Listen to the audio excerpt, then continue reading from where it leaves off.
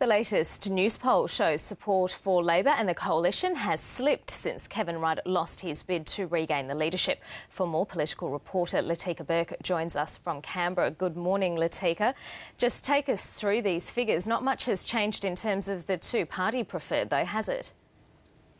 No, that's right, Karina. The two-party preferred vote is exactly the same as it was a fortnight ago, and that's a difference of 6 points between the coalition and the Labor government. But what is worrying for the government is that its primary vote, which it had been watching notch up very, very slowly, but and not even quite steadily, has slipped back 4 points, and that will be very worrying for the government, and particularly those MPs who sought to replace Julia Gillard because she wasn't polling as well in the community, and they believed that Kevin Rudd had a better affection with the Australian people and could see an improvement and would see over an improvement in Labor's fortunes in the polls. So while the two-party preferred result is certainly what the Prime Minister's people would be focusing on today, that hasn't budged. Certainly her detractors and many MPs in those marginal seats will be looking at that primary vote, knowing that that has gone back and is too low for them.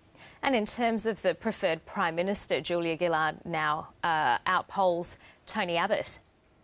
Yes, but it's only an increase of a couple of points, which is within the margin of error. So until that moves more substantially, Karina, you don't take too much notice of those incremental moves. But it's understood, and certainly both sides of politics here understand that the public does not really seem to like Julia Gillard or Tony Abbott for that matter. And when there is such intense dislike for a Prime Minister, it is unusual to see an opposition not personally benefit from that. And many coalition MPs hold their concerns about that too. They think that if that 6-point gap in the two-party preferred vote is narrowed within 18 months by the time that we're at another election, then if Tony Abbott holds no real affection with the Australian people, things could be difficult for him too. Now, Bob Carr finally takes his seat in the Senate today. Yeah, that's right, but on the backbench for just one day, Karina. He'll be heading out to Government House to be officially sworn in as the Foreign Minister after question time. And, of course, it will be a very interesting time for him. There is a lot of work for him to get straight into, including, of course, the shootings in Afghanistan by that rogue US soldier. That is certainly something that he'll be asked about in the next couple of days in his job. And lots as well for the government to do. Parliament's sitting for just 2 weeks before the May budget is handed down. What's on the agenda? Well, we spoke about this yesterday, Karina. What's on the agenda this fortnight is the mining tax. That's become a signature piece of policy for the government. They're hoping to get that through.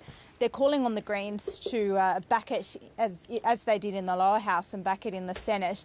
Now, the Greens have made some threats otherwise that they may delay. They're waiting on a report that's handed down on Wednesday. But it does seem likely that they'll end up passing it. And Bob Brown, the Greens leader, said as much yesterday that he doesn't want or doesn't anticipate, nor does he anticipate any type of delay in implementing the mining tax, which would be due to take effect next fiscal year. Latika Burke in Canberra, thank you. Thanks, Karina.